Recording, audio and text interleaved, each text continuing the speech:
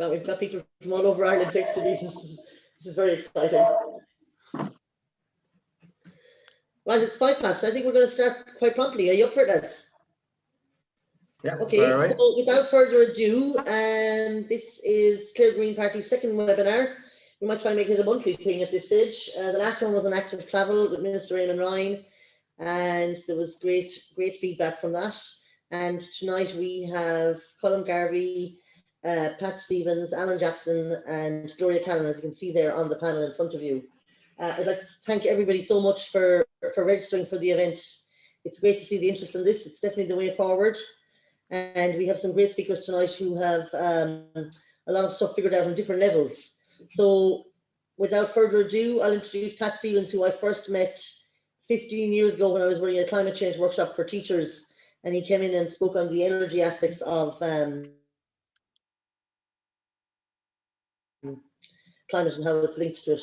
So Pat, I'll introduce you first. I'll give you a minute warning at the end of your speech. You've got a few minutes, and when there's a minute left, I might just say 1 minute left. Sure. Okay, just to kind of give you, I'm not strict about it, but just to give you some idea of time, because it's hard to keep it on the time when you're giving a talk. Great, no problem. Okay. Folks, thank you very much, Roisin, Colin. Hello to Alan and Gloria and to everybody, and thank you for this invitation to talk to you. I didn't do a PowerPoint presentation. I suppose the reason I didn't do that is I don't know about you guys, but over the last year, I've been kind of PowerPointed to death. So I thought maybe I would just talk, and I hope that you get information that you want. Maybe what I'll do later is I can put some notes together and they can be circulated by Roisin and Colin later. But if you don't mind, I'll just talk in general now, and hopefully you won't have to be reading and listening to me at the same time. So my name is Pat Stevens. I manage the Limerick Clare Energy Agency, which is an agency that was established by Limerick County Council and Clare County Council. And it was, as Roisin pointed out, set up over 15 years ago. And at that time, and since, we did a lot of work with the local development companies, particularly Gloria and Clare Local Development, and thank you very much, Gloria. Remember all that we did before in the past. So this evening, while we're here, is we're talking about microgeneration, and I'm sure many of you know that the reason that we're able to talk about microgeneration this evening is because of a thing called the Renewable Energy Directive Part 2, which has in it an Article 21, which allows for jointly acting citizens and communities or self-consumers, and making it an obligation or a requirement on national governments to facilitate this. So one of the things that is helping to do is to introduce the concept of microgeneration in an environment where you are no longer just a hindrance to ESB networks if you have a solar panel on your roof and you have to get permission from them to allow you to spill electricity onto the grid and give it to them for nothing, or if you weren't one of the original 9,000 that were allowed to get a small payment for a little bit that you gave them. Now today you can still do that, and you'd have to fill in essentially a form. I think it's an NC6, which is a kind of a notify and install form. And in the future, that's the way you will go as well. If you are still installing microgeneration in a single phase house up to 6 kilowatts and in a 3-phase building up to 11 kilowatts. And it is your intention at some time to export some of that electricity onto the grid. So the microgeneration driver, one of the drivers now, as I said, was the Renewable Energy Directive. Another one is the Climate Action Plan 2019, which, as you guessed it, came out in 2019. And action number 30 requires the government to enable a framework that will facilitate micro generation and establish a micro generation support scheme. So that essentially also addresses how Ireland is going to meet its obligations under the Renewable Energy Directive 2. So if you are involved in micro generation, if you want to do it yourself, I would say for yourselves, and I'm sure Alan may be going into this in more detail, but as a general rule of thumb, the greatest way you're going to get your investment back is if you are essentially an auto consumer. If you want to become an exporter of electricity, particularly at the micro generation scale, then I think you may find it financially problematic. So I don't know if Alan's going to go into that in more detail. If not, maybe we can talk about it a little bit later. But typically for the kind of figures that we look at for micro generation or generation at that scale, you're looking at, without a grant, having a payback period of circa 7, 8, 9 years.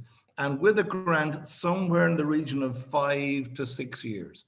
That's a grant from SEAI. So that's a reasonable payback for most people. I think they'd accept getting their money back on that, particularly with an asset that has a life cycle of about 20 odd years. So that's okay. And look, at the investment in micro generation is definitely within most people's pockets today. I think the first time that I looked at not micro generation, but PV solar generation back in 2006, we looked at it as something we might be interested in doing for one of the offices in Limerick.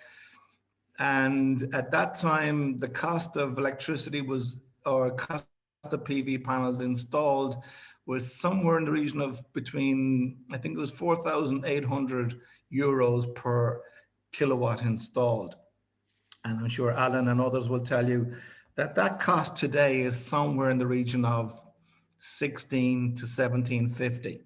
So it has come down significantly, and that has made it affordable for people to actually install photovoltaics and to justify the cost of that installation, particularly for people who are in the area of somewhere between 1.5 and 3 kilowatts.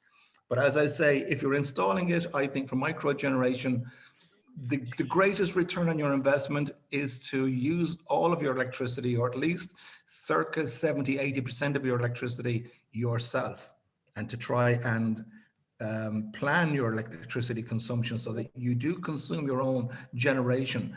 And when you do that, you are displacing electricity at 20 cents. Okay, thank you.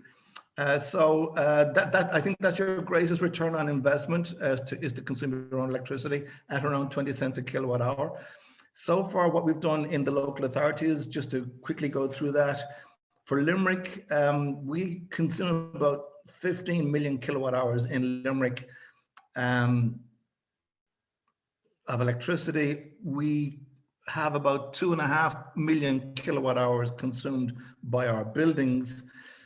At the moment, we have 520 square meters of solar PV panels on roofs in Limerick in corporate buildings, producing somewhere between 320 and 360,000 kilowatt hours. So that represents about 15% of our building energy usage. There are 45 buildings down there in total, and we reckon there's somewhere between 1.5 and 2,000 square meters of possible solar PV potential. So maybe another 1,000 square meters there to do. In Clare County Council overall, we're using about 10 million kilowatt hours. Roughly 1.6 million is going to be used on buildings. There are 36 buildings, and we have roughly 700 to 1,000 square meters of roof space that we could possibly utilize for solar PV, although some roofs are not suitable. And we're also considering the possibility of using car park space as well. So I'll leave it at that for the moment. I think that might give a rough, quick introduction. I hope that's okay for time, Roisin. Superb. Thank you. That's great, Pat. Thanks a million. Great to hear what's happening about the buildings in the local authorities. So now we're going to go to Alan, who's going to fill us in on some stuff that Tipperary Energy Agency have been doing around community energy systems. And then we'll hear from Colin and Gloria. I know Tipperary Energy Agency, for me, you're the ones that have been doing this stuff for years. There was a few farmers that came together. I think it started off small, and then Clock Jordan got involved in lots of other good things. But I'll leave that to you, Alan. And welcome. Thanks for joining us this evening.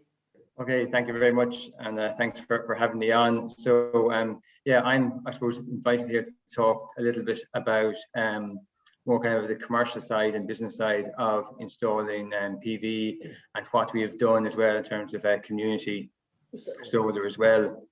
So I suppose why we're here at the minute, I suppose, is because just looking at this graph, you can see that the world is really warming up, and you know, the last 5 years have been the hottest on record, and it just seems that every year it's getting quite worse.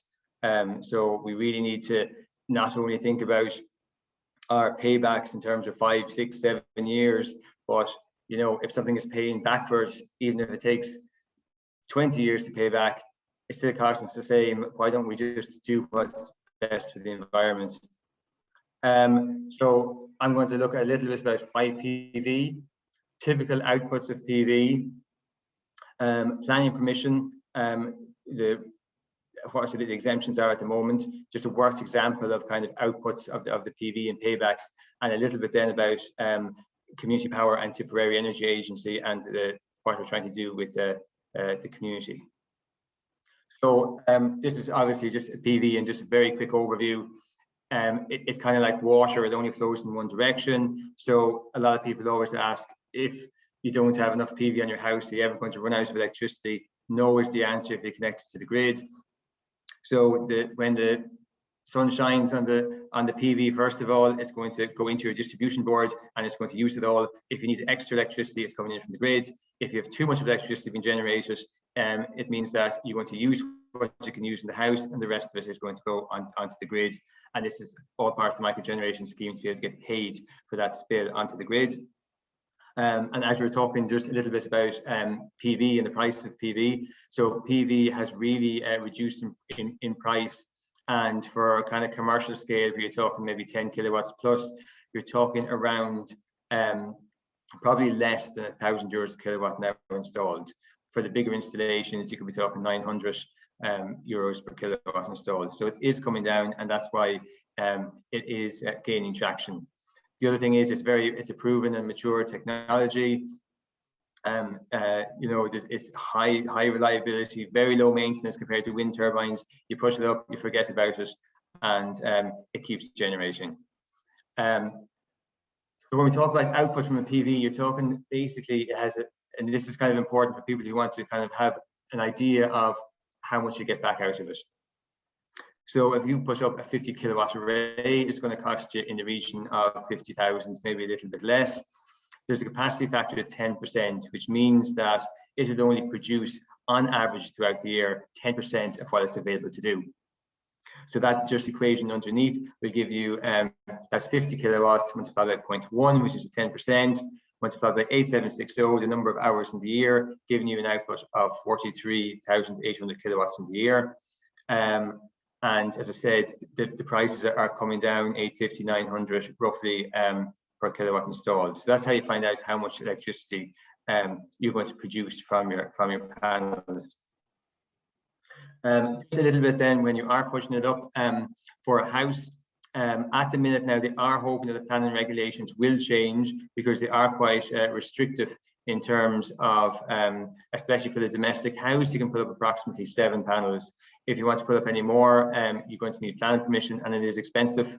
But then again, as we're talking about microgeneration and spill, we still want to, it's still going to make sense just to put up the amount of panels that you can use electricity yourself, and as Pat was saying there, you want to be using at least 70% of it. So that 2.1 kilowatts, you probably won't go a whole lot more. If you have a heat pump, you might put on some more. Commercial buildings, then it's 50 meters squared, so that's around 9 to 10 kilowatts of PV that you can put up. And also a commercial building, sometimes as well, you need to have a glint and glare assessment as well to make sure it doesn't create any accidents on the roads due to the glare. So again, this may change in the future. Other problems is there's no exemptions for buildings such as schools or community. So it's just for SMEs and domestic is really where the exemptions are from. And again, this hopefully will change. There's also an exemption there for the county council. They can install up to €126,000 on its own buildings without the need for planning permission. Just looking at a few ones that we have done. This here is a landfill site belonging to the county council. And this went up this year. And this is part of a European project, which is all called the Community Virtual Power Plant. And this is where it's a pilot scheme. And this year we put up 250 kilowatts of PV on council land, or basically there was 2 leisure centres, this landfill, and the Thurles municipal district. So we put up 250 kilowatts, and the whole idea of this is any extra electricity that is generated is spilled onto the grid. It is bought by community power, and community power then sell it back to the community. And that's what it's all about, trying to get the community involved and empower the community. It's a group water scheme in Rath, just outside Birr. And again, we put PV up there in the battery. It has, I think, maybe a 6-year payback. And this is put in as well, I say, with the battery. And this was a part of the Better Energy Community grant scheme, where we installed this, and there was maybe I think it was a 30% grant that these guys got back. So that was to run a water pumping station. You can just see the different types. This is ground mounted, and you can see where it's put on concrete blocks and just fixed to the concrete blocks. It's very simple, very easy to put up. And this shows basically a graph showing kind of the energy. The grey is the energy that's actually used in this facility, and you can see then the yellow is what's covered by the PV and the battery, and then the blue is covered by the grid. So there's approximately 20% or something like that that's covered actually by the PV. So you can see with this that there's actually no spill at all, because the battery is actually keeping the spill and providing the power then when it's required. This again just showing another different system as well. It's on a flat roof, and it's a ballast system. So you can see that the way that they're lying on the roof, and you can see the kind of concrete blocks in underneath it for ballast, so it doesn't blow away. And the reason for this really is so it's not fixed. It doesn't penetrate the roof, and that's one important thing. Flat roofs, as we all kind of learn in school, flat roofs always leak, and if you start putting PV and start penetrating it, it'll definitely leak. So where possible, put a ballast system up and don't penetrate the roof. This here is Thurles Leisure Centre, and you can see that there's a standing seam roof on this, and again, so it doesn't penetrate the roof. You can see the little fixings there underneath the panels, where they are fixed to the roof, and again it doesn't penetrate the roof. This is just as a typical cost, and we kind of went through the output of a panel earlier on. So 50 kilowatts in around 45,000. So as we were saying before, it's all about offsetting your electricity. So you want to offset this electricity at 15 cents. Instead of sending it to the grid and getting 6 cents for it. So the more you can offset, the better. And PV is really, really good for businesses who have a load, or for anyone who has a load, especially during the middle of the summer. Okay, and that's so you're using it all yourself, or most of it yourself. So basically, again, that was the output. I was saying spill approximately 10%, and the payback is 7.66 years. And the lifespan is up to 20 years. The other thing, I suppose, looking at payback as well, you just have to be careful as well looking at payback, because you know, if you have a payback of 7 years, or you have a bigger system and you have a payback of 10 years, obviously after the 10 years, you're going to be actually saving more money than you would if you went with the amount of PV that would pay back earlier. So there always is different analysis to do on it. Whenever we're doing analysis on especially commercial buildings, what we do is we get 15-minute data for the past year. We put that into 2 different computer software packages, and so we put that load in, and then we put it'll size the amount of PV exactly to give you the optimum amount of PV. And in some cases, there could be split of 10 or 15%, but still over the 25 years, it'll give you the optimum amount of PV that you should have on your roof, given your electricity prices. I think Colin's going to speak a little bit about domestic, but this is one of the things just in any system is that you can see here that the solar energy is produced in the middle of the day, so you kind of really need your loads in the middle of the day. A typical house, as you can see from this, you know, this instance here is probably split in over 50%. So you just have to be careful that you can shift your loads to the middle of the day, your dishwashers or whatever you want to shift to the middle of the day, but just be careful with oversizing it. The more you oversize it, the more you're going to spill if you're not using much in the middle of the day. Again, I suppose we work very closely with Community Power, and they're Ireland's only electricity supply company, community electricity supply company. So they're doing a fantastic job here. You know, they're putting up solar farms. They're trying to generate all their own electricity to sell it back to the community. And the community is community solar farms. So any community can contact them if they have an idea of a solar farm, and between us and them, they can be brought through the whole way to actually have their own 100% owned community solar farm, and that electricity can be sold to Community Power, and Community Power then can sell it back to the community. So it's kind of a circular economy there in terms of electricity. I talked a little bit about the community CVPP earlier, and I suppose that's the help. I suppose that between us and Community Power, we're trying to help with all generation projects. So any community out there, it's an alternative to going down the commercial route of having a commercially owned solar farm or wind farm in your area, and you get your €2 per megawatt. Here, everything will go back to the community. So look, you need, a lot of communities do need help in relation into trying to get these up and running, and ourselves and Community Power can help out there. Also, I suppose a Tipperary Energy Agency. 1 minute warning there, Alan. Grant, perfect. Just finished last slide. So I suppose what the Tipperary Energy Agency do, like, we provide energy efficient solutions for all types of commercial and domestic houses and generation as well. So anything from a leisure centre to GAA club, we provide solutions and energy efficiency savings. We also do the super homes as well, which is upgrades in houses with the SDI grants. We coordinate all these different grants. We also have a building services team that do all the heating and cooling, etc. design, and then the community energy, as I've already talked about. Okay, look, I'm here for questions later on, and I'll pass it over to Colin. And if anyone else, if you have any questions, more questions in relation to the microgeneration scheme that I didn't really get into, we can talk about them later. I think Colin is going to do some on that. Thank you.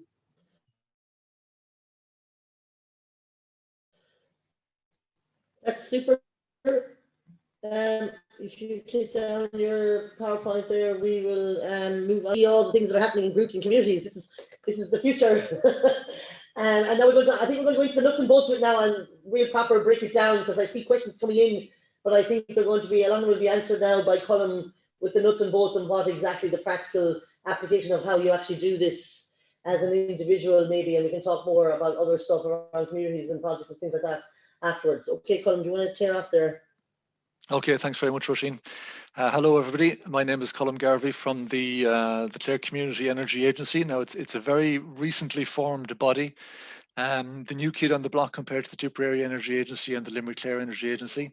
The focus that I have is purely to work with community groups, which can be groups of individuals or existing community groups, to bring forward projects in energy efficiency or renewable energy. And the first thing I want to talk about tonight, the reason for this webinar, is to talk about microgeneration, because that is where the citizen can actually get involved himself in his kind of energy future and take control of what's being produced. Now, okay, now Alan spoke already about the structure. Basically, the simplest form of a micro generation system is you put the panels on the roof. The panels feed your electricity into your inverter. The inverter then gives the electricity to your house, or it pumps it out onto the grid. And we'll talk a little bit, Alan mentioned it, the options that you have in terms of electricity going out to the grid in a second. That's an example just of an installation, just to give you an idea of scale on top of a typical house. That's an installation of 3 kilowatts, so it can produce a maximum of 3,000 watts, 3 kilowatts in direct sunlight. So you can see it takes up about, that installation takes up about 20 square meters. So in terms of the potential for roofs in Ireland, you know, it's quite easy to find roofs that have 20, 25 square meters that can accept a solar installation of that type. Now, just a couple of figures here, because I suppose sometimes we can bandy about terms that are not familiar to everybody. So I'll just go through quickly some of the basics. The photovoltaic panels, the solar photovoltaic, produce electricity when the sun shines, not necessarily direct sunlight, but just even a bright day or any brightness that you have in the day will generate electricity from your solar panels. We don't need to be in the south of France or in Africa to do that. The solar resource in Ireland is actually, so when you look at the figures, it's surprisingly good. We can get, I don't know if I have the figures there, but if you put 1 kilowatt, which is about 6 square meters of solar panels up, that'll produce about between 800 and 900 units of electricity per year. So what we had there, let me just skip through this because it's been covered by other people as well. Again, a 3 kilowatt system, very typical system, is going to cover about half of the needs of an average Irish house. To get to the stage where you'd be covering your full needs, you're probably going into a little bit more expensive territory. But in terms of size, where you use a lot of your electricity, so you then get the most value from it, between 2 and 3 kilowatts is a very good size to go for. So producing between 2,000, 2,700 units per year. Now, that graph that we're showing there, that shows, this is an installation that I did on a goat farm in Ina. It's just showing where all the electricity is coming from, or what point of the year it's coming from. It's a 3 kilowatt system. And you can see really in the months of January, February, November, December, that's not where the energy is being generated. It's in the other 8 months that you're getting more than 80% of your electricity being generated. That's one, I suppose, one question that comes up a lot is people talk about electricity. Oh, can I use it for my heat pump, for heating my house? That's not really where it's at. It's not, photovoltaics does not really match with heating your house. It's more for using the electricity in your fridge, in your washing machine, in your appliances. That's where you're getting the best value from your photovoltaics. This is an example just to show that system on the goat house this week. If you look at the black line, this is the electricity that was being generated on Monday. I don't know if you remember, Monday was a very, very nice, very sunny day.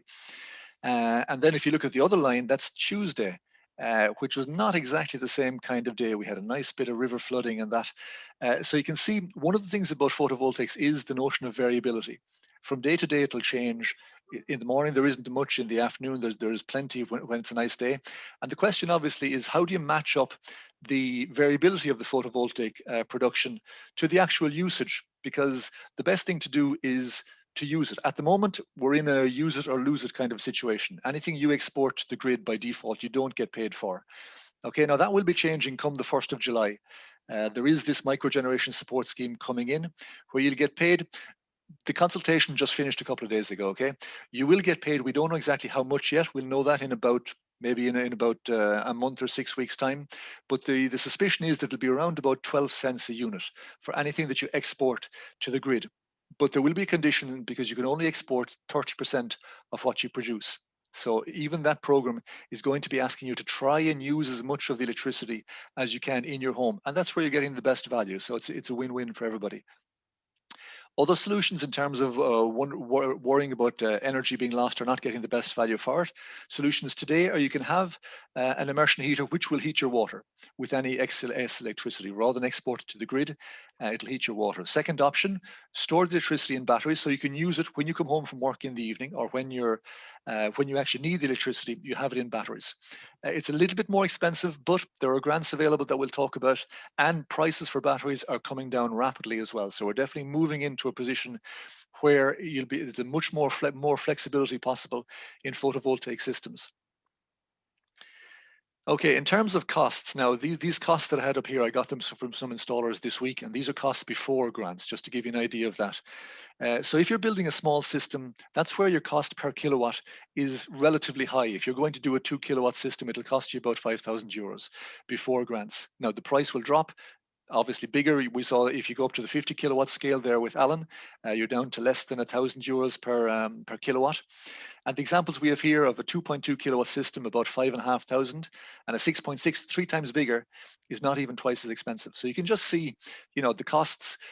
A lot of things related to that are the fact that the installation cost, the full cost of the project, is not necessarily the cost of the panels. It's also the cost of the installer having to come out, having to put up the scaffolding, a number of people on site for a certain amount of time. And a lot of that work is when you double the size, that doesn't double the amount of labor, or it doesn't double the amount of time that it takes for the full installation. And that's why you see that difference in prices between the 2.2 and the 6.6 there. Now, the good news is there are grants. In the presentation, I'll share this presentation with you afterwards. That link will give you a link to the SCAI page. The grants in Ireland are still very good. Particularly if you're building smaller systems, 2 to 3 to 4 kilowatt systems, because for the first 2 kilowatts, you're getting €900 per kilowatt installed. And that's like a 45% grant, which is quite. It's a good grant, it's a really good grant. As it gets bigger, then the amount per kilowatt drops. You also have a grant there. You have a €600 grant per battery. Now that grant was brought in, I'm not sure, I think it's about 3 years ago. They brought in those grants 2 or 3 years ago, but the price of batteries has dropped rapidly in those last few years. So the cost, your grant for the battery, is actually far more positive, far better now than it was 3 or 4 years ago. I've seen wholesale prices of batteries for about a 2.5 kilowatt hour battery for just over €1,000. So you're talking a 60% grant for buying certain types of batteries, which is quite, very good. The conditions to go with that is you do need to prove that after the installation, your house has a BER of C or better. And also these grants are only for houses that are older than that were built before 2011. Okay, so there are some conditions there, but given the fact that prices are dropping rapidly, there is still scope, and we'll be talking about that in a moment, about the scope for even houses that are built after 2011. There is still potential price-wise to make it work out. Okay, what's it worth to me? We mentioned payback as well, and I think both Pat and Alan alluded to this. We're not, I suppose, we're not born with spreadsheets in our hands. We're not born as accountants, and there are other advantages to do with what it's worth to us. What is electricity worth to us? Clean electricity, the idea that you're playing a role in where your electricity is coming from. You're improving the BER of your home. That's a value and a comfort side of things. Also with the battery, you're securing your electricity supply. I remember, was it last Christmas, 12 months or 2 years ago, the power went out on Christmas Day. And there's no question that if people had a battery, they would have been quite happy with the fact that they could get the turkey onto the table. Now, the Irish grid is a very, very good grid, but there is still that question: if you're running a business, if you're running an office, and you want to make sure that you have electricity available for doing your business, batteries, and with the lowering price of batteries, that becomes a viable option now as well. As everyone said, again, this is kind of repeating. The real thing to do is to displace the electricity that you're buying from the grid. So this is an example of an ESB standard, Electric Ireland, standard rate, where your 18 cents a unit, excluding VAT, which is 21.5 cents, basically meaning that every unit of electricity you generate and use, it's as if you're getting paid 21.5 cents for it. So that is far better than anything you'll ever get from any feed-in tariff. And then the night rate is half that, 10.5 cents. So the goal always is size it so that you will use as much as possible from your production. Okay, just in the calculations there now, obviously, when we calculate payback, every system is different, every person's need is different, so you've got to make some kind of presumptions. In that example there, the price we had for the 2.2 kilowatt system, if you're using 1,500, which is very typical for a house, you'll be saving €320 a year. Then whatever you go to the grid when the microgeneration support scheme comes in, or if you generate hot water, about another 55. So 375, 380 of a saving on your €3,500 investment, roughly. But again, that's okay. That's puts some figures. Each individual house will have a different notion of what the payback is, and also payback. It goes beyond just the money. Obviously, you know, no one wants to get ripped off and no one wants to pay ridiculous prices for anything, but there is more to it. The prices are reasonable and there are more advantages to that as well. Okay, now a last piece of information, and this again is one of the roles that we want to do in the Community Energy Agency, is to provide as much localized information as possible to individuals and to groups in the county. So this is a listing just of all of the photovoltaic installers in County Clare, County Limerick and Galway. I'll be making this available to you. This is all taken from the SAI website, but a lot of the data on the SAI website I find is just they throw in large amounts of data, and it's not that easy to navigate through if you're looking for something local, because there's no question, you know, you are better off, if possible, getting your installation done by a local installer. If there are ever any issues, or in terms of him coming managing the site, the closer you are to your provider, to your installer, the better it is. And as part of the Community Energy Agency, we'll definitely be favouring or trying to encourage the use of local suppliers, local installers, and also helping out in terms of advising them when there's a need. Okay, so there we have the websites, the email addresses, and the telephone numbers. Okay. Now, in terms of next steps, and I suppose one of the reasons why I organised the webinar this evening is the idea of how can we move it on from a community point of view? How can we make things easier, make things cheaper, make things fit better for groups of people? So we're launching the idea of what we're calling the Solar Meitheal. Meitheal being the idea, group of people coming, working together, and gaining benefit from the fact that we're working together. So what I'll be asking, I'll be putting up a form in a moment, which is on the internet.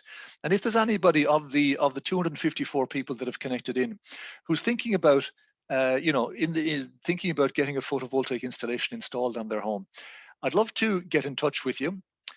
The idea being that we can create groups of people, let's say in a group of people from North Clare, or a group of people from East Clare, or a group of people that are looking for exactly the same type of installation, the same scale, that we can work together, and I will work with each of you individually just to bring you forward and see exactly what makes the most sense for you. And then as a group, we can negotiate a price with an installer or with a supplier. You know, we can go out for tender, we can get quotes back in, we can discuss that, and then find the best price and negotiate a better price. That there is a power in a group that you don't necessarily have as an individual. And then once we choose the supplier and individual for each group, that then they would take on the responsibility of doing the individual installations in the houses, and then they would do, obviously, in terms of managing the grant with the SCAI. So I do hope, and I do consider that there is a possibility to create a different kind of a dynamic, rather than everybody working individually and having to go through all the hoops themselves and having to kind of upskill themselves, that we can do this as a group. Groups that make sense, that they work together. Like I say, if it's a group based around Ennis Diamond, if it's a group based around Scariff, you know, so we can get that kind of get a better dynamic going. Okay, now I'll put the form up on the screen maybe at the end of the session, okay? Because I think there are probably some questions, so maybe we should move on to the questions and answers session at this stage. Okay, so thanks very much, Roisin, for facilitating the meeting as well, and thanks to Alan and Pat, and Gloria is going to step in now, I think, as well, for joining in here. That it's great to see that there is a lot going on. There's a lot being done already, but there's still huge scope. It's a very exciting time and interesting time in energy efficiency, in renewable energy. And I think the fact that the number of people we had here and the participating tonight shows that there is huge interest, Colin, and a huge need. Okay, thanks very much then. If I don't interrupt you, I'll be killed. That was, yeah, God, it's getting more and more exciting. The more I hear, I want in on the bulk buying anyway. If there's a discount, I want in. We'll hear from Gloria Cannon now briefly. Gloria works for Clare Local Development, but she has many hats. I don't know how big a wardrobe she has for all the hats she wears, but she also is a local rep for SEAI. I'll let you explain it yourself, Gloria, and then we'll go into many very, very interesting practical questions. Thanks, Gloria. Okay, thanks, Roisin, and thanks, Colin, for inviting me. I don't have a presentation, it's just a brief introduction. My name is Gloria Callan, and as Roisin has said, I work for Clare Local Development Company. I have worked on the Leader Rural Development. Can I just cut in there, Colin? Can you take down your PowerPoint, please? Thanks. Thanks, Colin. I worked on the Leader Rural Development Programme for just over 19 years now. So I'm from North County Clare, myself from the Burren, so very familiar with the county and with the issues and challenges facing communities up and down the county. In hearing the previous speakers, I'm just struck, I suppose, by the linkages between our organisation, between the Local Development Company and between the local authority, Pat Stevens, the energy agency. Pat, I think you were around since maybe 2005 in that role, if I'm not mistaken. And I know, since the very early days, you've been so supportive of us, and we have, sat on each other's evaluation committees and pursued many projects in terms of energy audits and working with businesses and communities from an energy perspective. So going back that far, also with the Clare Wood Energy Project, which is an initiative that Pat would have supported us on, and we would have worked with Teagasc on that, and that has since given rise to the installation of several biomass facilities, but also to the Clare Timber Producers Group, which is a recent initiative, and also, Alan, in terms of the Tipperary Energy Agency, certainly we would collaborate with you guys on a regular basis, and actually only just last year we secured funding through yourselves and SAI and the Better Energy Communities for a building that we actually have a lease on ourselves, the Glebe House in Kilrush, and of course construction is off at the moment due to the pandemic, but we're working to make that building a near zero energy rated building, so we're hoping to open that later this year, and hoping to make those U values and to draw down the Better Energy Communities grant, and certainly that will be a fantastic demonstration facility in Kilrush when that is up and running. So just to move on to so I've already mentioned my role as the coordinator of the LEADER programme in County Clare, and in the last 12 months through a consortium with Ballyhara Development, we were awarded the Sustainable Energy Communities Mentoring. So I am not an engineer, I can't tell you about kilowatt hours too well, and I leave that to Alan and to Pat and to Colm, but what I bring to the table is community development support and organisation and linkages between communities and SAI, and that's what the Sustainable Energy Communities programme is. There's 450 communities and counting registered nationally with SAI as a sustainable energy community, and we have 2025 again and counting in County Clare, and I would support those communities on a daily, certainly weekly basis in terms of the work that they are doing. I suppose just to take a step back from the installation of renewables, and I know that's why we're here tonight. The work that I do with communities is around understanding what their energy use is, hopefully reducing that energy use in terms of the communities that we all live in. There's plenty of buildings, individual householders, farm families and community buildings, and about how looking in terms of how we can reduce the energy use in those buildings, possibly at retrofitting, and again there's plenty of grant aid through SAI for that, and then ultimately keeping your energy local, so in terms of renewable energy and generating energy, but keeping that very much on a local basis if possible, and again connecting with the technical and financial supports offered through SAI.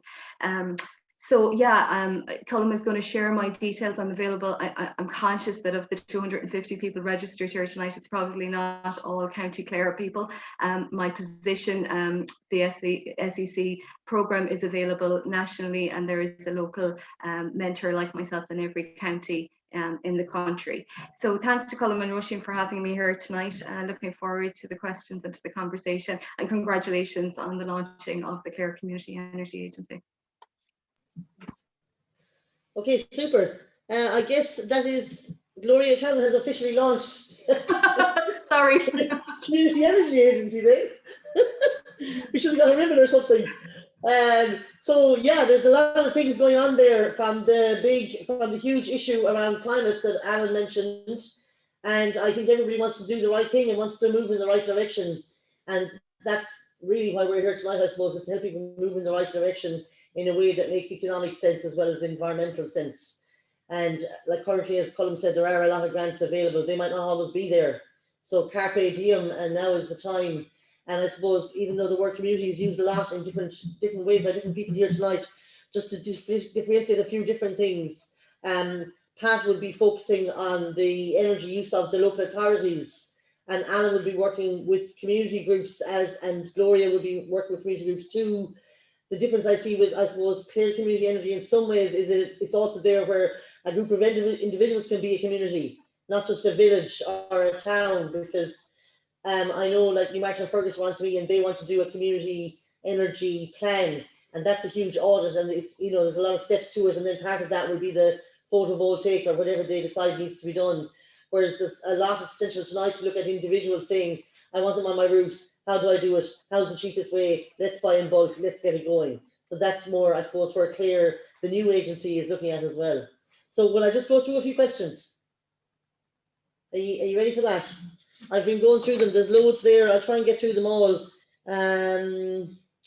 What are the approximate costs per kilowatt to install solar PV to include a diverter? Well, I think they probably need a converter, AC-DC converter. I know roof type and pitch would affect prices. A price range would be useful. I suppose you kind of covered that there, Colin, didn't you, in one of the slides? Well, one thing I mentioned, when we talk about a diverter, some people refer to that as where you have where the excess electricity gets diverted to heat up your water, rather than being, we'll say, at the moment wasted going onto the grid. That you can have it so that it will a particular kind of immersion heater can take that excess electricity. So that is really, you know, that you're avoiding the cost of a battery. You're making sure all of your electricity is going to be used for hot water. I suppose a couple of things with that, as we move into the month of July, you will have the option to get paid for the electricity that's going to be exported to the grid. Probably around about the 12 cents a unit. That's kind of the picture. At that point, that will make more sense to export to the grid rather than to use it for heating your hot water, particularly in the summer. A lot of people already maybe have solar thermal heating on their roofs as well, and we don't want to have a battle between photovoltaic electricity heating your water or solar thermal heating your water. So we're probably moving, I would say, once the feed-in tariff comes in July, making more sense not to divert to heating water, but to export to the grid. Yeah, and there is prices per kilowatts roughly on your slide as well for that person who asked it. So apart from the photovoltaic, can you explain briefly what the other kind of hardware that would be needed? There's like things like people talk about smart meters and converters. It's not just a case of putting the photovoltaic panels up on your roof. People are wondering what is the additional cost, what are the additional hardware you need, and is there grants for that or costs apart from the batteries? Okay, Alan, do you want to take that? So I presume in terms of the hardware, maybe they're just talking about, yeah, you put your PV panels up, but the whole solution in terms of your PV and inverter and your wiring and everything that you need, the grant covers the whole lot, and that cost that we were talking about covers the whole lot. Yeah, it all comes in, you don't buy a panel and not get the stuff you need to make it go onto the grid and make it divert into your house. Exactly, yes. So that's, I think, is the answer to that. Yeah, we have to keep it nice and straightforward for everybody, you know. Yeah, like, sorry, just the smart meter as well, I suppose, they're being rolled out throughout the country at the minute, free of charge. Now, there is a channel on them that's not switched on at the minute that will be switched on, I suppose, I'm not sure when, that you will be able to export electricity onto the grid so that they can quantify it and pay you for it. Now, this mightn't happen until all of them are in, because they're not, I think, due in all until 2024.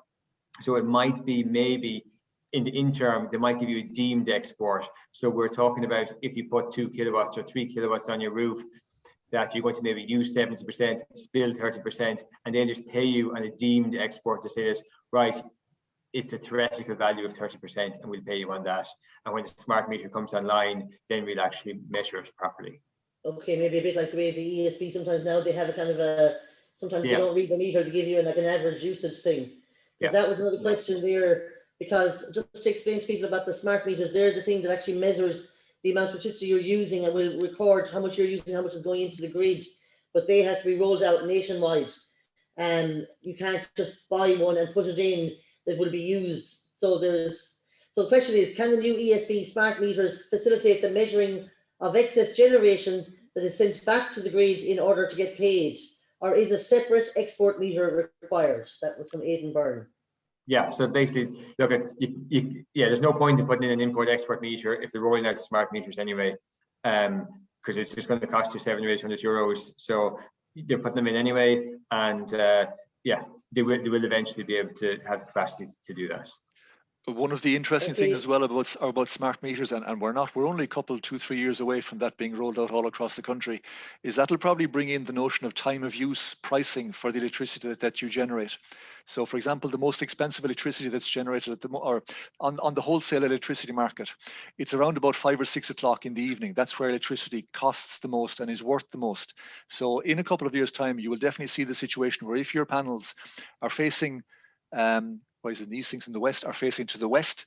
Then, and if you're generating electricity in around 5 or 6 o'clock in the evening, you'll get paid more for those units of electricity, because that's when the demand is highest. So there's no question we're moving into a very interesting years ahead in terms of the flexibility and in terms of dynamic pricing for both renewable energy and just electricity in general.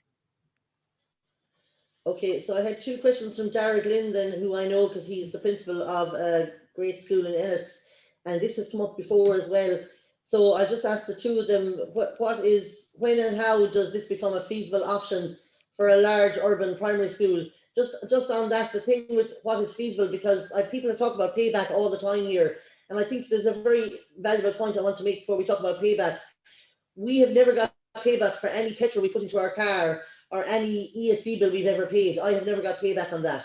Nor has anybody ever asked for payback from the ESB. I've never got a share in the electricity supplier, and I've never got a share in Shell or the oil companies. So just bear that in mind. You don't have to get 100% payback on something that's creating clean energy, that's saving your money and reducing your ESB bill. I just want people to think about that, because people are always talking about payback. It's the first thing they go to.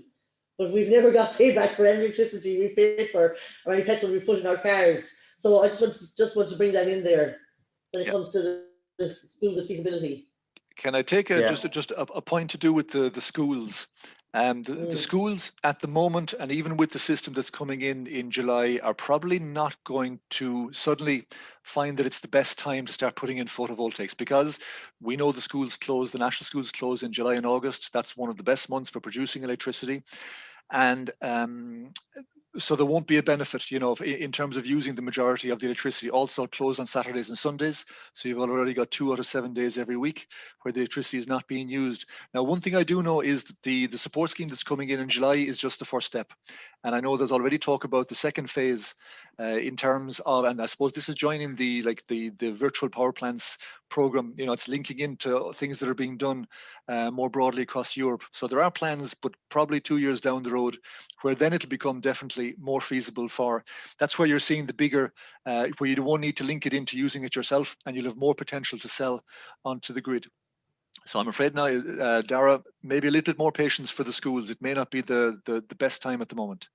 It's not a perfect system that's coming out yet, but it is getting better and better, I suppose. Yeah. I'd be biased, of course, but what are the approximate costs per kilowatt to install solar PV to include everything? I suppose it's back to that. You've done this already. People want to know about costs. Is it fair to say that when the PowerPoint is shared with people, they will see the actual costs?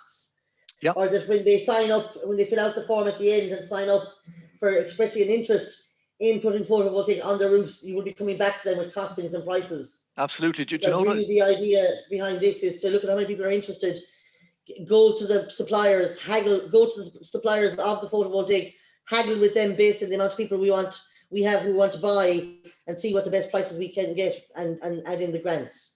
Now, do you know what I'm going to do? I've just put up a link on the chat of the form.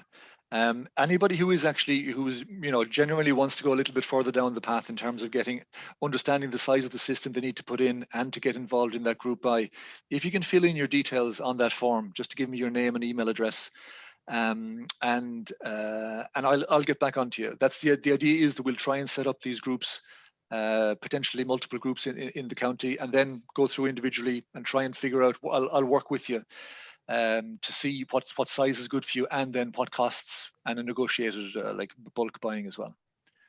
So feel free to that form that's just gone up there. If you'll feel free to fill that in. Did you put it in the Q&A column, or where did you put it? It's in the discussion now. It should be showing up on the. It's in the chat. Should be showing up in the chat. Yeah. Are people seeing it in the chat? Q&A as well, in case the chat we weren't going to have open to everybody. People haven't been using the chat, so put it in the Q&A as well. Will you, Colin, please? You put it in the Q&A? Yeah. Just a quick question for Pat there, and I've no idea what it means, so I'm just going to read it verbatim. What is the potential impact of Directive 944 on the development of energy communities? From Tom Allen. So Directive 944. Yeah, I put a reply in but I don't know did it actually come up or not. But Directive 944 is the directive on the internal energy markets and the operation of the internal energy markets. Without going into it in any major detail, a lot of it really doesn't bother us. It bothers more the regulator, the ESB networks, air grid, those kind of people in the world. However, what it does say in it, which is important to us, is it says that the electricity utility companies, particularly the distribution and transmission companies, must not have any barriers or must remove any barriers to the participation of citizens and community groups in community energy. So that's a big impact from our point of view, and that's in the directive that was transposed into Irish law last year. I think it's SI. It's 714. I was looking at it earlier. It's not that I know this off the top of my head. I was actually looking at it a bit earlier when they were asking me the question. So. Okay, and just two very practical questions. Can someone speak to the limit of what space you can cover on your roof before needing planning permission?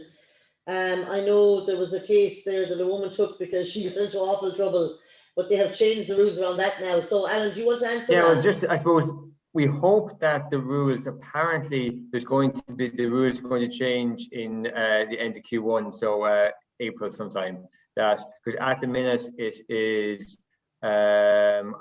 roughly, I think, what is it, 12 meters squared, I had it up there, 12 meters squared per house and 50 meters squared for an SME or building. If you go to a school, there's no exemptions. The community building, there's no exemptions. So if you want to put up one panel, you need planning permission. And that's what they're going to change. So yeah, we just have to wait till the end of April to find, or yeah, probably the end of April to find out what changes they're going to make. Yeah, they're definitely expanding. I know that for a fact. All right, it's definitely going to be bigger. Question for Colin, maybe.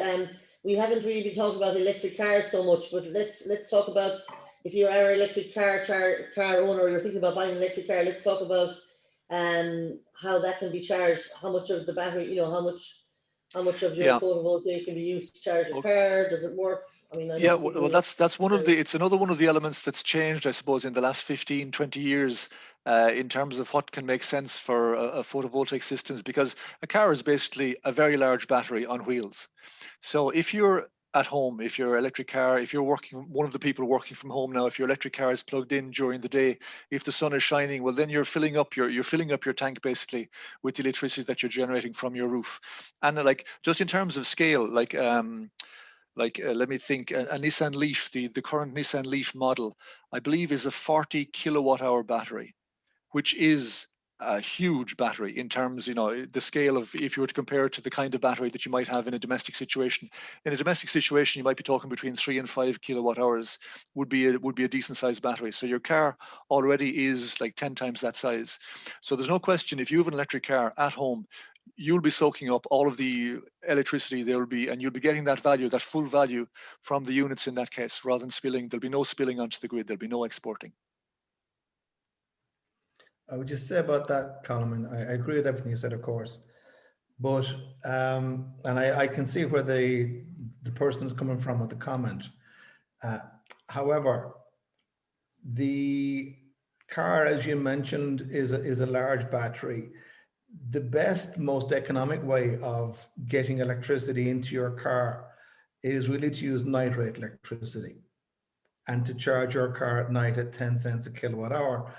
And then to use your day rate, your day electricity generation, because of course, unless you found some kind of magic panels, you're not going to be generating electricity at night. But during the middle of the day, if you can consume all of that energy and displace electricity at 20, 21, 22 cents a kilowatt hour, now you're making sense. Now you're doing well. Typically for the average person, if we ever get beyond this COVID, you may find that your car is no longer at home. It's back where you're going to work. So, but there may be other ways of getting that through electric vehicle charging. At the moment, it does make sense to charge during the day if you're at home. But I would suggest if you have other things, you could use it for that as well. And it's probably a mistake to size your photovoltaic panels on the car and your house. because you're going to find, if that's the scale of the electricity generation that you want to do, you're going to be oversizing your panels. And when your car isn't there, you're going to be grossly overproducing electricity because you no longer have a car to dump the power into. And you'll find you're pretty much giving electricity to the grid, and they're probably giving you anywhere between 8 and 12 cents a kilowatt hour, depending on the time of the day and how much they want it. So I would say in sizing your photovoltaic panels, don't include the car. But the car is an interesting concept where the car could make sense and does make sense if you're charging it at night and you're there the following day. This is something I'm looking at in another project, and it's something you can actually do with the model you spoke about, the Nissan Leaf. The Nissan Leaf can discharge as well as charge. And in some circumstances, you could discharge from the car into the house. Now, that's a problematic area. So we need to look at that in more detail for the future, because doing that in certain circumstances can give you difficulties both with the grid company and also with your home insurance. But it's a thing to be looked at in more detail in the future. But in that instance, I'm thinking of the car more as you described it, as a mobile battery that possibly you could use in the future just to load shed or peak load off your electricity consumption in the house. If you find that you're consuming an awful lot and you just happen to have a full car battery there to use it. But okay, I'm going to keep going because I have about 50 more questions. Thanks a million, lads. Does the battery not put out when there is a power outage? There is a possibility to completely separate your electrical system from the grid, because there is the issue of grid security. You know, obviously what you don't want the situation where the grid goes down, somebody's coming out to work on the lines, the ESP network guys are out, and you're producing photovoltaic electricity, which is then causing a risk to the workers on the line. Now, all inverters that are anything that's comes through an official supplier, all the inverters have to respect a European norm, which will automatically cut the link to the grid to take away that risk. That is that's a given already. You won't get an inverter on the Irish market that will cause that risk to the grid. Okay. Hi, Paul. I'm looking at building extension to 1970s bungalow. Would this extension still allow me to qualify for the grant aid on PV installation? Because the extension is not old.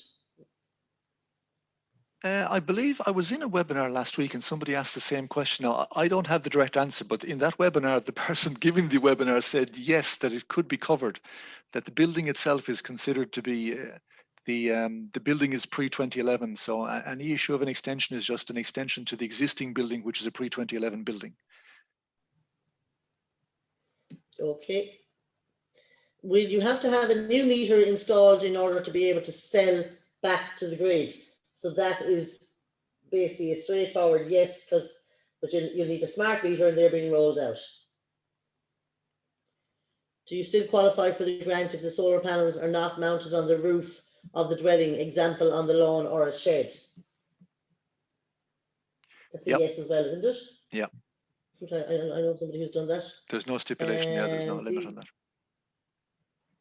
Elements Energy should be added to the registered list of installers. Elements Energy. Thanks for that, Christy. Super Okay, idea. now I'll update that, because I should have said it when I put the list up. Whenever you put up a list, there's always someone that's for some reason, I don't know, is it the SCI data or when I was manipulating it? I'll modify it on the PowerPoint before we send it out, okay? And that information will be on the Clare Community Energy website as well. I'll make sure that's there, okay?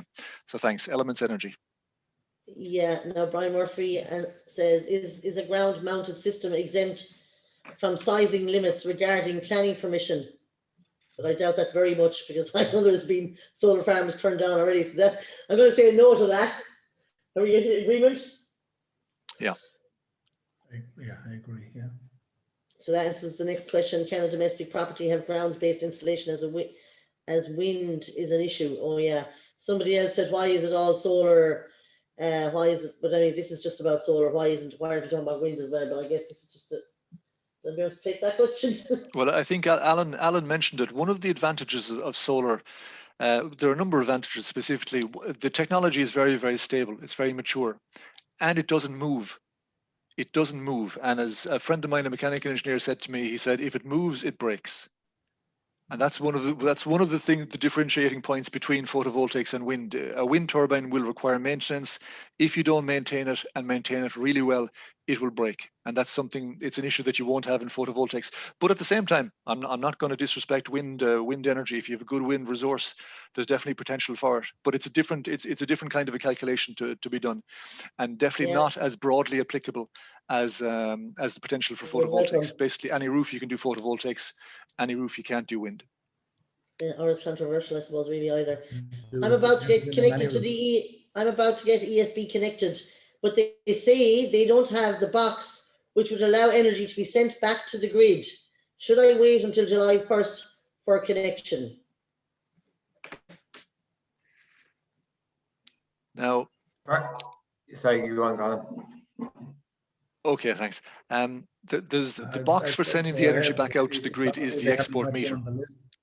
Say it again, Colin? It's a thing called an export meter. Now, this is while the smart meter will be coming down the road, and that will replace the export meter. But if you want to, on the 1st of July, if you want to sell your energy back onto the grid, you'll need an export meter. You'll need to apply for that, and there's an extra cost for that. I think, Alan, you mentioned, was it around €700 for the cost of the application of the installation? Yeah, something around that, yeah. €800 or €900. So I would say to Andreas not to be waiting until July the 1st, because you're not going to be producing so much energy. You're going to be selling loads back anyway. You want to get electricity and start using it in your own house, really. And he's going to have to wait for the rollout anyway, isn't he? Whether, it won't all come on July the 1st. July the 1st is when they start paying. But July the 1st isn't the day that every single person has the meter that's needed. Isn't that right? Oh no, the smart meters won't be coming. The end of the rollout is planned for the end of 2024. So there's still a bit down the roads. And Clare is not, we're not very high up on the list on that. I don't know exactly, but it's not. I don't think it's 2021. I think that's obviously a conspiracy theory someplace. I'm pushing for us next, don't worry. How important is sun orientation and slope of the panels? It's a good question, because somebody else said they were from the cloudy southwest and they were wondering would it work for them. So how important is sun orientation and slope of the panels? Alan, I was nearly going to steal a very good slide that I saw from a presentation you had. So if you, I'll leave that to you, because I know you have the answer to this. Well, you've looked at the slides more recently than I have. But yeah, look, as long as it's not north facing, and as Colin was saying as well, like east-west is maybe like 15% less than if it's true south. But you get it in the morning and you get it in the evening, so the chances are you probably use more of it. So as regards the slope as well, most slopes are fine. There's not going to be an issue. There is a slide there we can maybe show later on, but it's very little. As long as it's not north facing, you're okay. Right, I think this might be for you, Colin. Who would I contact with a copy of my commercial bill to tell me how this would benefit me, how much it would cost me, and what I would need based on my usage? So I think some people really want that. That's the service people want. Despite everything you're telling us tonight, they still want to know. They want you to take them by the hand. So is that something the Clare Community Energy Agency is going to do, Colin? Or would she be better off filling out the form and getting involved in buying in bulk? If we get feedback from this meeting tonight saying that there are a number of commercial entities, whether they're shops or hotels or that are interested, then absolutely, that's if the need is out there, then we'll reply to that. What we're talking about initially was just, I suppose, the broader public is the domestic sector. There are more people, more private houses, but there's no question if there is interest. So I would say fill in the form, give me your details, I'll get back in touch with you. And if we see that there's a number, depending on your energy usage, that will obviously involve having a look at your bill, having a look at your annual usage, and then if we can make a mehel out of that, we'll do it. Yeah, I mean, I would encourage everybody. I mean, I see people who own businesses and bars and hardware store, all kinds, as well as individuals who have houses. So yeah, the more people that fill in, the more different things we can deal with, I suppose. Yeah, Yeah, and if, Colin, I can link in with that with you, Colin. That's something we do on a regular basis, so we can link in through you and that. yeah, absolutely, brilliant. Okay. One thing on that, Are Roisin, there as well. anyone- Sorry, just one thing on the idea of commercial. The people, if we were to look for the perfect project for commercial photovoltaic, as in a commercial operator, we're talking about shops that have fridges. We're talking about hotels that have fridges, that have heavy summer electricity usage. Because basically that's it. If you're using electricity during the day, if you're using it during the summer, we're a tourist county. You know, a lot of activities done in the summer, not in the winter. And these are the kind of businesses who would definitely benefit the most from photovoltaics, because your demand is matching when the energy is being produced. Excellent. Yeah, that's a really, really good point, because we a lot of people, like fridges, use a lot of energy, and we do have lots of businesses in Ireland.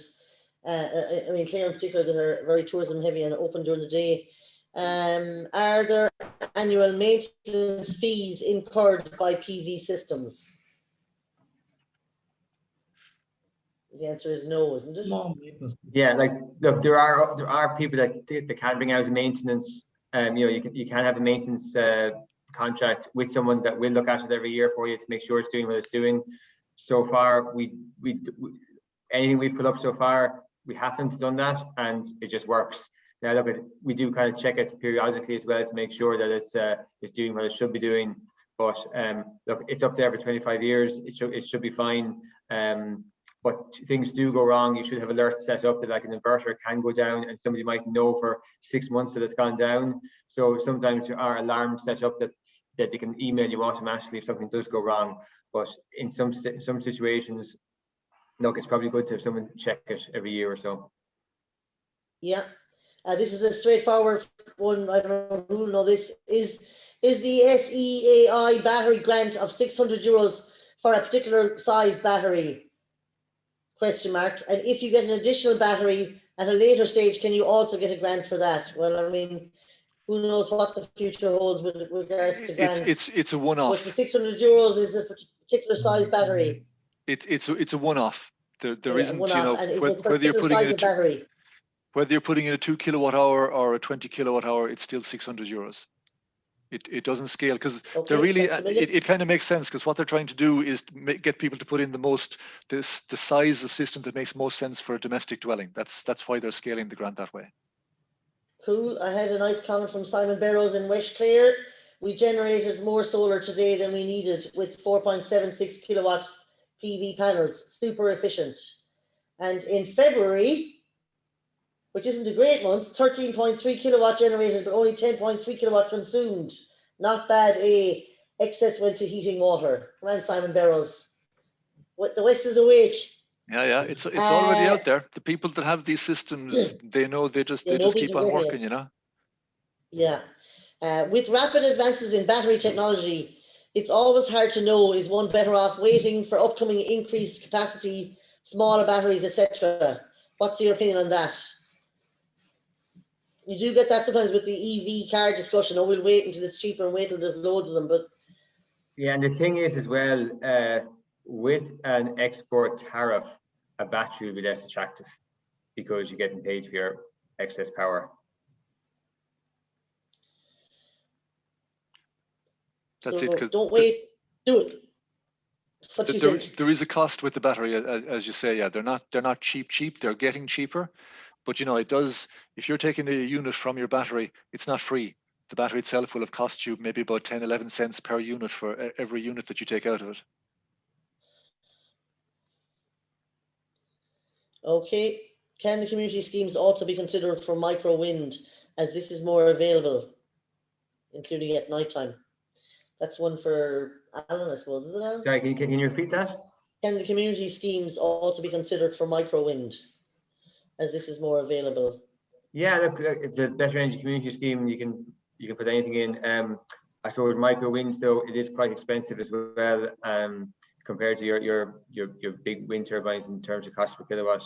A lot of microgeneration isn't really financially attractive, but yeah, there are grants for everything. Yeah, there's 30% for commercial and 50% for businesses. As it stands, that may change next year. So just to clarify, a diverter is a facility to heat hot water, and some Ken O'Connell reckons it costs around €400. If you have more than one roof, house, shed, etc., is it 12 meters squared per roof? Tiernan is wondering. It's per 12 meters property, squared per electricity meter. Per electricity meter, okay, perfect. Virtually every immersion can handle a diverter. Okay, we got lots of comments here. I'm looking for questions. When you talk about equipment life, example 20 years, is that when equipment dies or just becomes less efficient? I.e., if you invest today, are you facing another bill in 20 years or just dealing with reduced efficiency? Yeah, I suppose first of all, the panels themselves, I think they should be producing 80% of the power, I think, in 20 years, is what a lot of the manufacturers say. In terms of the inverter, though, you probably would have to replace the inverter maybe after 15 years. I don't know, Colin, if you know anything different. Yeah, well, I know I installed my first photovoltaic system in 2003. And the guarantee for the panels and the inverter was 5 years at the time, and the panels were 10 years, where they guarantee in 10 years' time that you get 80% of your production still in 10 years later. Now, I know now, as the years have gone on, those guarantees have been getting longer and longer. And there are lots of panel manufacturers now who will give you a 25-year guarantee, meaning that in 25 years, it'll still produce 80%. And the panels that I put in now 18 years ago are around 85% of the production of what they were doing, and they've paid for themselves. They've well paid for themselves, and they're going to keep on going.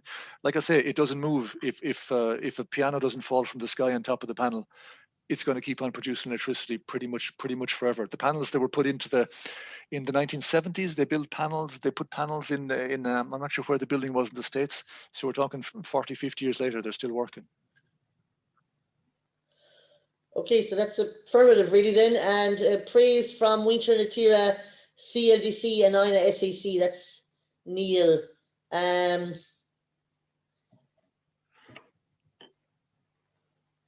don't believe the 944 directive is yet transposed into Irish law, but I may be wrong. Yeah, it's in, there's an SI 714 that transposes it, yeah. Okay, anyway, it's there. I can send it if you want. Great presentation, very informative. My question, after 20 years lifespan of system, can any hardware be used again, or is it a whole, okay, that's been answered already. So basically these are very resilient people. If you get them, we have them 18 years, Colm said already. So they're very resilient, and even in 20, 25 years time, they'll still be working at 80 to 85% capacity. So this sounds like a good investment. Why confine the discussion to PV panels only? I guess because alone, just discussing PV panels, as you can see, there's a lot to discuss and a lot of questions around that. So it's very hard to cover everything. We are going to be doing future webinars and other things. I'd like to do one on energy efficiency and energy saving, because I think it's really important. If you're going to shove a lot of photovoltaic up in your roof, but you've got wind going out the door and no insulation in your attic, it's a complete waste of time. So it is really important before you go mad on photovoltaic that you try and find out what's going on with your house currently. And I've been looking into that, people with thermal cameras and people who do BERs and that kind of stuff. I'm very excited about maybe running a workshop on that as well, because we really, energy at the end of the day is to look at how much we're actually using and how much we're losing before you go start looking at energy production. Yeah, exactly. So you want to reduce the amount, especially on a commercial basis, you want to reduce your electricity consumption first before you size your PV, because if you do it the other way around, then you'll end up spilling an awful lot more of it. So yeah, that's very, very important, especially on a commercial basis. Roisin, can I just come in on that? Yeah. All right. Some of the more technical questions I know the lads are taking, but certainly from the leader program point of view in Clare, we're offering a limited number, obviously there isn't one for everybody, energy audits for community and businesses, and also then through the SEC program, that's the starting point as a sustainable energy community, and an entity like Alan's Tipperary Energy Agency would come out and do building energy audits in your community as part of that program. That's 100% funded by NCAI. So that means that woman there who was wondering about her pub, who owns a pub in Ina, can tune into the Ina Community Energy group and get her pub sorted. Tell her give me a call. You're laughing, Marina. Does the system require dedicated space inside the house with or without the battery? So that's a good question. Like we're talking about wiring and stuff. Does the system require dedicated space inside the house with or without the battery? In terms of size, if you talk about a standard domestic size inverter, you're talking about, I'm trying to think of what I would give as an example. You're probably talking about kind of, can I hold my hands up? Is that any good to you? That's not much good. No, it is like it would be a wall-mounted system, which would be about the size of a school bag. You know, maybe that's the kind of thing. You know, it's not a large cabinet that you would need for your inverter. The batteries then obviously more a question of the size of the batteries that you're going to put in. But again, like a 2 to 3 kilowatt hour battery system, you're talking again about the size of a school bag. These are not large. You won't need to build an extension onto your house just to put in the inverter. There's also the option of potentially having the batteries outside the house as well. Yeah, another quick one there from Stephen Kelleher. Will PV panels power a heat pump? He probably means for geothermal and stuff. I suppose it's electricity. So, well, quickly. I think that's what I'd mentioned earlier on. It just doesn't match, because the electricity is being produced during the summer. You need your heat pump during the winter. If we talk about the large part of it, I think Alan and Pat mentioned that as well, matching it up. So obviously, electricity that's generated will power a heat pump, but it won't be generating most of the electricity at the time you need the electricity for the heat pump. Yeah, that makes sense. Yeah, because it's using it unless it's cold during the day as well. But you'll be making electricity which will be used. If your heat pump's on, it will be used for the heat pump basically. Can the power from the batteries be sold back to the grid? If so, what's to stop you buying it cheap at night, meter price, and selling it back during the day? Oh, Kevin Ryan. Can the power from the batteries be sold back to the grid? If so, what's to stop you buying it cheap at night, meter price, and selling it back during the day? Yeah, you'll find it's a couple of things that are going to give you a problem there. Let's just say, for argument's sake, you're clever, you buy your electricity down from the grid 10 cents a kilowatt hour, and you put in to your battery storage, and then you want to export it back out again, but you're going to have some losses, so you're not going to get exactly as much energy out as you put in. So you're going to have to pay for those losses, small that they may be. But then now you're selling it to the ESB, and you're hoping to get somewhere between 7 and 12 cents. So really what you're doing now is you're rolling the dice that you're going to get almost guaranteed 7 cents, and you're hoping for a top up of somewhere between 3 and 5 cents for the premium top up. Now, it could happen you don't get it. So you just gone through an awful lot of trouble to download electricity, run it through your system, and give it back at the same price. Why would you do it? Okay. Derek Lynn has... Sorry, Roisin, just on that, I know we have one person who joined in tonight he's a photovoltaic and a battery system, and the way he's been working, he was telling me about it during the week, is that he charges his batteries at night on night rate electricity, and gets him through. He uses the electricity, then the cheap electricity, in the morning and for the early part of the day. Then his panels come on and charge up his batteries during the day, and that gets him through the evening and pushes him over into night rate again. So he's actually been almost off the grid. Well, off the grid, except when he's buying cheap from the grid at night. It's it's not necessarily something that will work 365 days of the year, but there are times where you can have that kind of a perfect combination where you're buying low and using high, not necessarily selling high, but using when it's of the most value to you. And also, look, things are getting a lot smarter. There's systems out there now as well, and they will be able to tell you the weather forecast for tomorrow and say it's going to be sunny, so I'm not going to charge at nighttime, or it'll say it's going to be cloudy tomorrow, so I'm going to charge at nighttime. So they are getting smarter, and there's a lot of innovation out there in relation to batteries at the minute. Okay, two quick ones, probably kind of answered already, but sorry, let me find it. Can panels go on a flat roof, and is there any point in putting them up on a roof that orientation is east to west?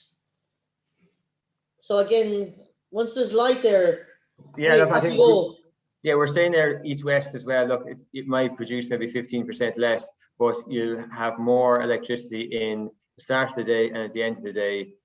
So it may be more beneficial to some people to do that. But yeah, look, it's fine. Flat roof, you can put it up. I'd probably recommend that it's a ballast system, and just make sure your roof is structurally sound to take it, that you're not penetrating your roof. Unless you have anything else to add, guys.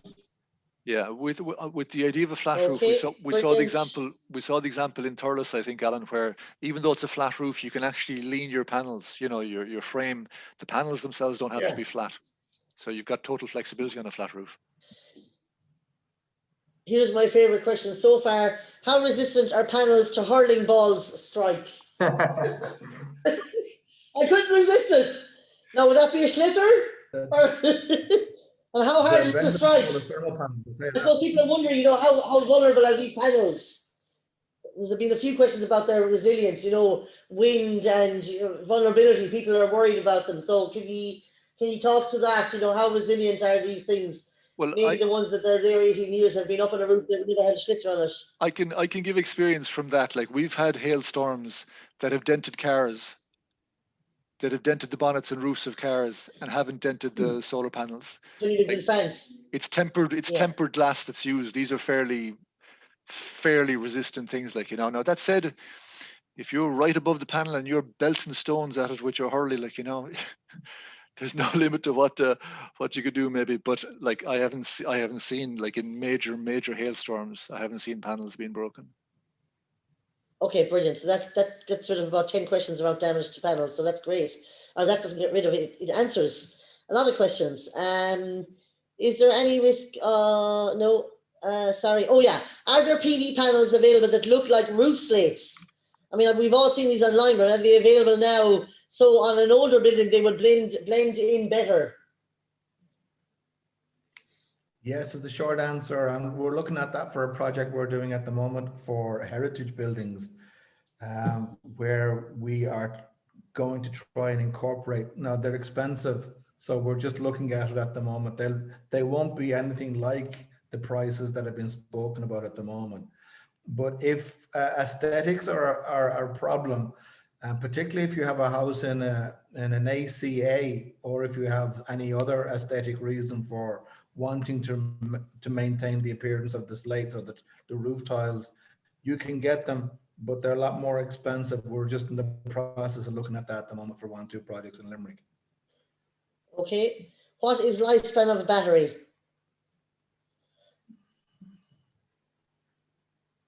The technology, the more recent technology that we're talking about are lithium batteries. Lithium iron phosphate batteries are the most common ones that you see in for photovoltaic installations. They typically give a lifespan in terms of the number of charge cycles they can do. They won't tell you the number of years. So it's basically how much work is it going to do before it gets tired. The ones I was looking at some this week, we're talking about 10,000 charge cycles. So that's 10,000 fills and empties. So it depends really on then how you use it. If you're filling and emptying every day, that's 10,000 days. So 10,000 days is, what are we on, 25 years for 10,000 cycles? But, you know, it's quite possible that you'll be cycling through it more than once a day at different times of the year as well. So, and that's guaranteed price, guaranteed cycles. So another practical question here. So if you put up a few, maybe 3 kilowatt hour panels, what is there a rough average based on the average household energy demands? Is there an amount after which you might need batteries, whereas you might start off with just a few panels? So roughly, the person wants to know at what point should you be thinking about getting a battery, or should you be thinking about it from the get-go? I would say, I'm sure it depends on your energy demands and your energy usage. It comes down, like, you know, if you're a couple living alone, it's completely different to a couple living with 3 or 4 kids, or definitely living with teenagers. You know, you're going to have far more of an energy demand. The greater your energy demand, the greater the use you're going to make of energy storage. Okay. So I would say get it sized. Okay, and for those who were talking about wind, Keir McNamara would love to collaborate with other turbine owners on maintenance. His email is in the chat there if you want to see it. He has a wind turbine working for the last 10 years. The battery can go in your attic as well, John Casey adds. That's good to know because people are asking about the space needed inside. Can PV be mounted on a garage roof which is separate from main house?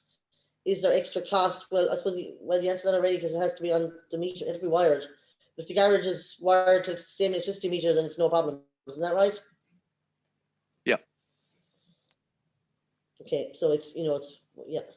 Once you enter a contract with ESB Microgen, do you have to stay with ESB as your electricity supplier indefinitely? That's no, you can pick wherever you want. Same as always. You're not tied in. Any supplier will pay you basically. You may have to be. I don't think you'll be able to sell it to somebody different, so you may have to have the same supplier that you buy it and sell it from. But I'm not 100% sure. Okay, how long? That's another one just on that topic, Roisin. One of the interesting things that's coming up once microgeneration becomes more of a kind of a democratic thing is that it's going to become a marketing argument for the different electricity supply companies. That there's a very good chance that you will get, Airtricity will be offering you this much per unit, and then Electric Ireland will have a different kind of an offer. It'll become part of the energy kind of landscape. That the idea that these are good things that people will want, so there will be different offers coming from different electricity companies. Yeah, very good. How long can a fully charged battery hold the power? You mean, she probably means unused if you don't use it at all, I guess. Lithium ion can hold a charge for a long time. Weeks. Yeah, I wouldn't be able to give a number of days or weeks or months on that. Okay. Well, I can say I have an electric bicycle that has a lithium ion battery, and I left it once and came back 2 months later and it was still almost full. That's not a very scientific answer though, so I don't know if it would base an installation on that. Yeah, I mean, over time you will always lose some, but the chances are, unless you're abandoning your house, you're going to be using the electricity from it, so it should be grand for short term. Unless you're moving out of the house for a couple of months, it probably shouldn't be an issue. Are all panels equal quality? Well, nobody here is getting paid. Anyway, are all panels equal quality, or are some brands better than others? Thank you. It's not a bad question if you go and buy in solo, but join us. Yeah, you have. So panels, I suppose, are, as long as you're tier 1 panels, so there's different tiers, and this is going back to Bloomberg Finance. They look at and basically what panels will have the biggest manufacturers, and that they'll be there in 25 years time to make sure that the guarantee is there. So as long as you're tier 1 panels, they're the top manufacturers then in the world, and you should be safe for them. Okay, brilliant. I mean, we're kind of getting to the end of those questions now, but it's not, we're expanding into lots of different things. Is there any move towards recycling batteries from electric cars? Is one. How environmentally friendly are batteries? Question 2. I'll talk about the first one. I know that Renault and Nissan already have programs where they're taking, because like in a car, you're guaranteed a certain amount of capacity for your battery. It's the same as they would say the guarantee for your photovoltaic panels. And they both have programs where they're recycling the batteries from the cars, which have dropped, let's say, to 75% of charge, and they're putting them into stationary electricity storage products. Like Nissan have a partnership with, I can't remember the name of the company, it's a UK company who create battery storage systems, because there's still a lot of potential in those batteries. And it's not as, obviously in a car, you're limited by size and weight, it's a very important factor. But in a energy storage, a stationary storage, it's not that big a deal if your battery is a little bit bigger than it would be if it was a perfectly efficient battery.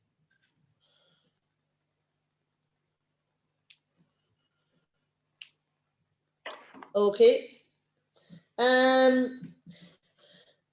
We've gone through 118 comments and questions, so that's not bad, lads. It is 22 minutes to 10 o'clock now. Our attendance is dropping away slowly. There is a form that people can fill out. I suppose for me personally, it's massive, because I always think about it takes 1 million years to make coal, and we're not making any more coal. You know, we've been so reliant on fossil fuels for so long. And one of the really simple things they say there's this phrase called keep it in the ground, and we really need to leave as much of all the fossil fuels left in the ground if we really want to try and stop this complete mass sixth extension. So we really need to look at our fossil fuel use and move away from it. And though we might not get our payback straight away, or it might take us years, like I'm still paying 140 every 2 months for my electricity bill. If I can put a 70 euros a month, if I can put 70 euros a month towards a loan that'll get me my photovoltaic on my roof, that's where I'm after. I don't care how long the payback is. I'd rather give my money to a loan for photovoltaic making clean energy for my house than give it to a company that is still, like I looked at my bill, it's still, you know, if you look at your electricity bill when you go home, and you'll see maybe a quarter is renewables, there's still coal, there's still peat, there's a lot of it now. The big one is gas, and gas is great now, but it's a myth to think it's a transition fuel. It's still a fossil fuel that took millions of years to make, that releases carbon. So we just really need to, that's my green hat and my environmentalist hat on me, but you know, this is the Clare Green Party. Can I go back, really Roisin, just think about that. Can I go back as well? Actually, I'm just thinking about that last question that was asked about the renewable nature and also the environmental impact. The batteries we're talking about for domestic are lithium iron phosphate batteries, and lots of batteries, you've got different chemistries. And one advantage of lithium iron phosphate compared to, first of all, it doesn't use cobalt, it doesn't use any rare earth.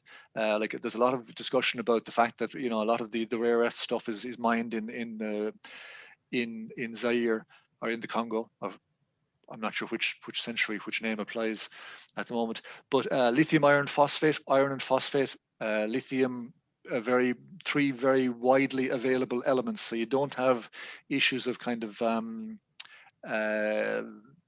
exploitation or conflict related to the extraction of the minerals to the same extent as you do. You know, we can't pretend that they don't grow on trees. You know, they do come from mines, but there are differences in terms of the kinds of batteries that are used. Okay, super. What's the website for this new Clare Energy Agency? www.clare-energy.ie. Now, I think at the moment I'll probably get the prize for. Okay, so clare-energy.ie with a dash in the middle. I'm going to stick it up there, okay, on the chat. Not the prettiest website in the moment, but my God, come back in a few weeks' time, you'll be astounded. I promise. Okay, so I suppose at the end of this, really the aim of this is to let people know of the financial supports that are there, the practical supports from Colm and the agency, and then he'll be working with Gloria and Alan as well, and Stephen, to make Clare the greenest, energy efficient county in Ireland.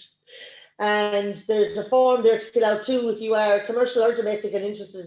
Also with the grants, there's also potential for bulk buying, which will also reduce the prices. Yeah, and as Alan mentioned, just one thing I want to go back to, like this is, I think everybody agrees that we all work together, you know, so that, for example, the Tipperary Energy Agency have a lot more experience in terms of commercial scale. So anything that comes through on that form, I'm not going to pretend that I'm going to handle absolutely everything, every question coming in. If there are things that will be better by being moved to the Tipperary Energy Agency, or if there, as Gloria mentioned, the audits that are available through Leader, then we'll make sure it's done in the best place. Yeah, so after this, people can see there's potential for getting an energy audit for an entire community.